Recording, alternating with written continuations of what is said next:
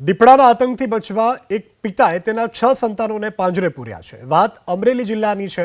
રાજુલાના જાપોદર ગામની સીમ વિસ્તારમાં રહેતા ભરતભાઈ બારૈયાએ સંતાનો માટે અલાયદી વ્યવસ્થા ઊભી કરી છે। તેઓને સંતાનમાં 5 દીકરી અને 1 દીકરો છે। થોડા દિવસ પહેલા જ બાળકોની માતાનું અવસાન થયું। પિતાની છત્રછાયા નીચે બાળકો હાલ ઉછેરી રહ્યા છે। ભરતભાઈએ તેમના સંતાનોની સતત ચિંતા રહેતી હોય છે। બાળકોને સુરક્ષિત રાખવા માટે તેમને એક વિચાર આવ્યો અને એક કારીગર પાસે મોટું પાંજરું બનાવડાવ્યું। ભરતભાઈ રાતે જ્યારે ખેતીકામ કરતા હોય ત્યારે તેમના બાળકોને પાંજરામાં રાખે છે, જેથી બાળકો સુરક્ષિત રહે। પાંજરાને તાળું મારી શકાય અને ખાટલા પણ તેની સાથે જોડી શકાય, જેથી પાંજરામાં રહેતા બાળકો ખાટલા પર સૂઈ શકે।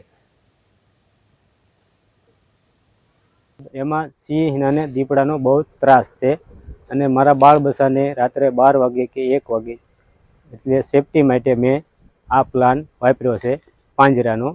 અને બીજા નંબરમાં કે મારે કે નાકું મળવા જવું કે અથવા કે બહાર જવું કોઈ બૈરા મારે છે નહીં, બરાબર।